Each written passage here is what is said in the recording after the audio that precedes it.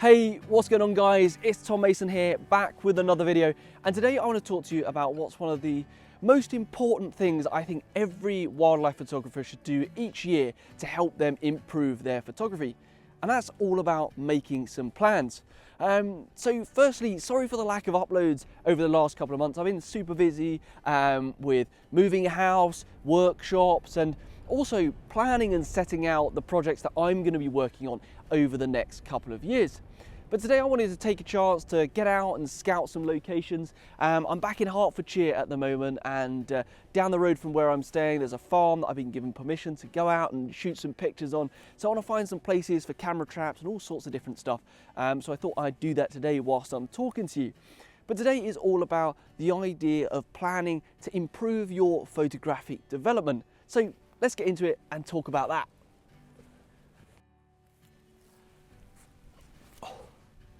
So I've just stopped for a minute because I was going to check one of my camera traps that's off to the side here, but behind the hedge line over there, there's probably a herd of about 25-30 fallow deer, all just kind of browsing on the fields and stuff like that.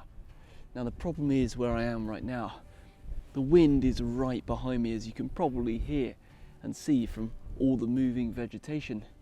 So if I try and approach from this side, although my scent will drift across the fields before me, the likelihood is they're going to smell me well in advance. So the only way to probably get close is to take a long route around the outside.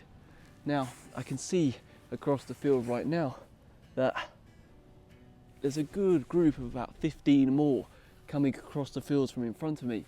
Now they'd have already smelt me from there, so they probably know I'm here already. And that's good news because it means that they haven't completely fled. It really does show you the use of a pair of good binoculars when it comes to wildlife photography. Because if I didn't have these, there's no way that I'd have just picked those guys out over there. You might be able to make them out going through the gap at the moment.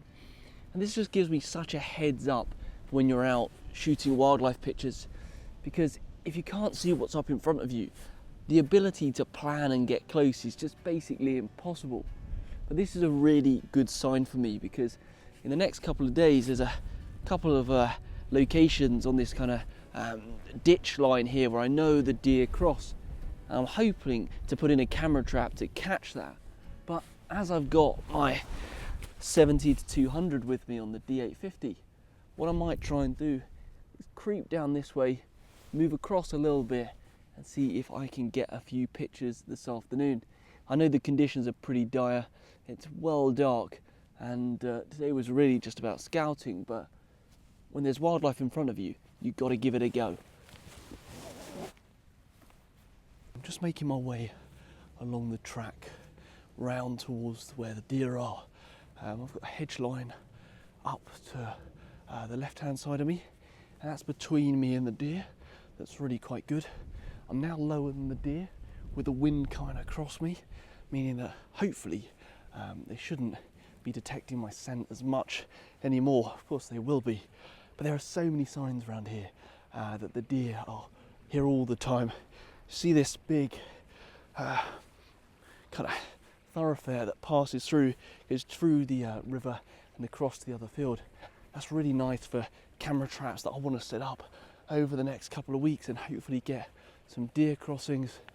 But all in all, today was just about getting out and hopefully finding some locations for wildlife. But with the deer right here, this could be a local project right on the doorstep. And I think for everyone, each year as a photographer, picking your local project is one of the things that's going to advance your photography a lot.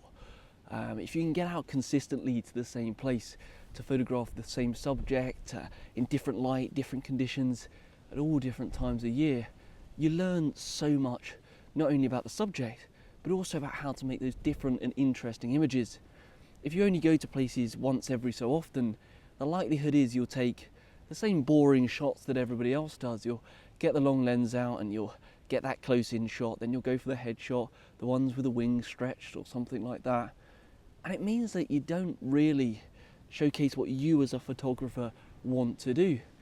Whereas when you get something local or something that you can work on for 2-3 months at a time, you really start to develop the pictures you're making, and you come home with stuff that isn't just run-of-the-mill. And I think, as any photographer would like, that's the sort of shots that we want to go for. And that's why, for me, having those local projects and planning them yourself at the start of the year is a really important thing to do. But right, let's see if we can get a bit closer.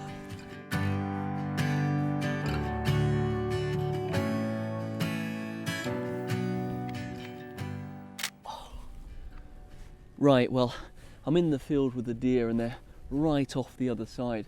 The wind's on my back, that isn't great, and in order to get over there I'm going to have to take a massive detour around. And as it's going to be dark in about 15 minutes, I don't think I'm going to get in front of some deer for some pictures today.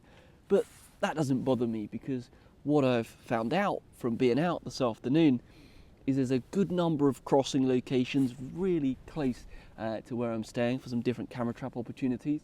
There's at least 3 fields that the deer are using to feed in, with some areas that they're passing through in good numbers, in little herds. That's going to be great places for me to kind of just sit out and wait for them to come past in order to photograph them. And again, you know, just all that kind of learning more about your local area means that it will certainly bring opportunities for photography in the next couple of months. But whilst I'm here, I want to talk more about those projects that I want to be working on over the coming year. Now, firstly, with this YouTube channel, over the last couple of years I've been putting out videos, but I want to be far more consistent for you guys. Probably won't be super consistent in the first couple of months because I've got to rebuild my office in the new home and things like that, so that's going to take a bit of time. But I want to try and get content out for you regularly to showcase what I'm doing as a professional photographer and give you tips and tricks and answering your questions that I get from you all the time.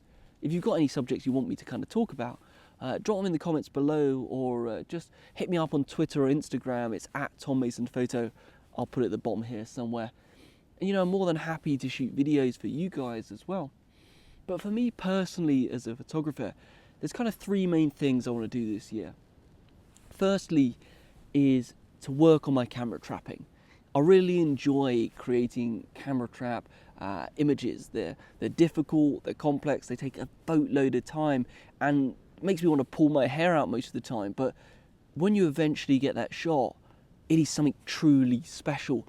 And as much as I love having the camera in my hand and, you know, getting out and stalking wildlife, the idea of having a fully planned out image that you've thought about from, you know, the scouting, getting out and finding the location for the original site, then planning, getting the trap in, getting all the lighting right and visualizing it in your head, to waiting for the animal to go exactly where you predicted to. There's just a huge amount of excitement in that for me, and so I want to do more of that. The second thing kind of has developed from the camera trapping is that I've really started to fall in love with landscape photography.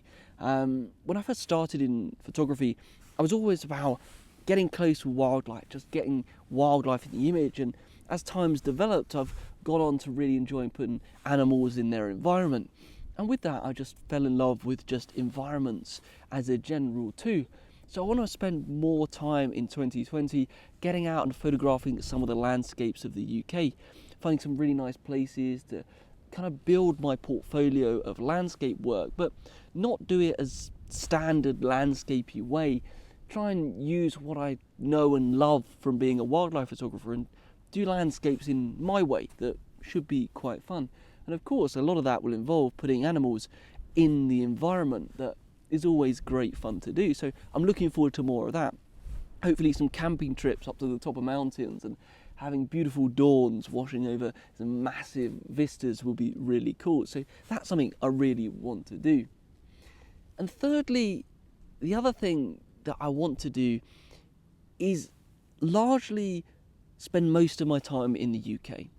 I think the last couple of years I've been travelling quite a lot. I've gone to some really incredible places, photographed some incredible wildlife, and as much as I'm leading a couple of tours this year, I want to focus a lot of my own photographic attention in the areas local to me. Getting out with the different species that I love, you know, badgers, foxes, loads of different things, and going and photographing them. developing some of the projects that I've been working on for years. Like, I've been photographing seals for 5 years, so I kind of want to finish that project off and showcase some of the images that I've been making, but also kind of go to different areas of the UK and build a really beautiful portfolio of just what this island has to offer, because I think it is incredible. And it's something that makes me truly happy as well, because I say it all the time when I'm leading workshops and stuff like that, that you don't have to go to the end of the earth to make great pictures. They're right at home. So for the next couple of years, I really want to dial in there and make some images that mean a lot to me, because the UK is where I fell in love with wildlife. And it's the place that I call home and just enjoy being out with the camera. So this year, I'm going to spend a lot more time doing that. But right now, as it's starting to rain, it's pretty much going dark.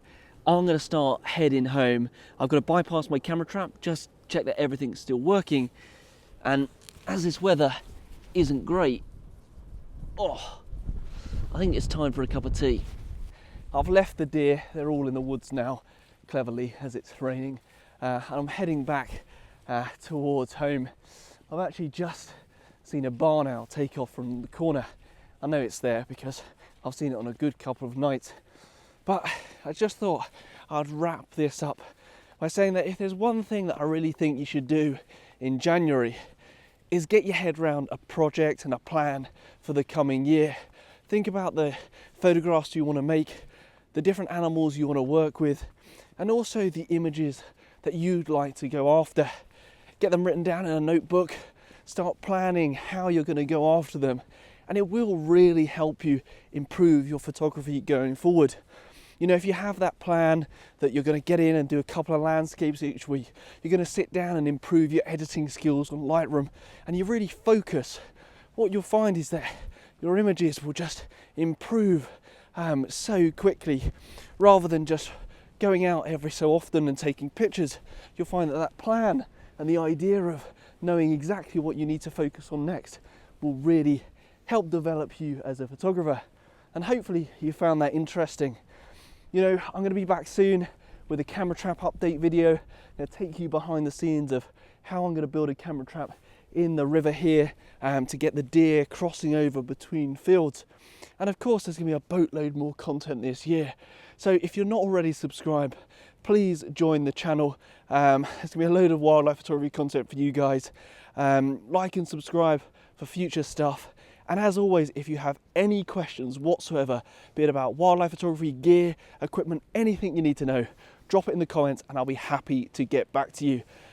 If you have questions on the daily, you know, over on my Instagram, at Tom Mason Photo, drop me questions, drop me DMs, more than happy to answer them. And often I do Q&As and stuff like that. But until then, guys, get out, have fun, go find some wildlife and enjoy taking pictures, because there is nothing better to get out and do.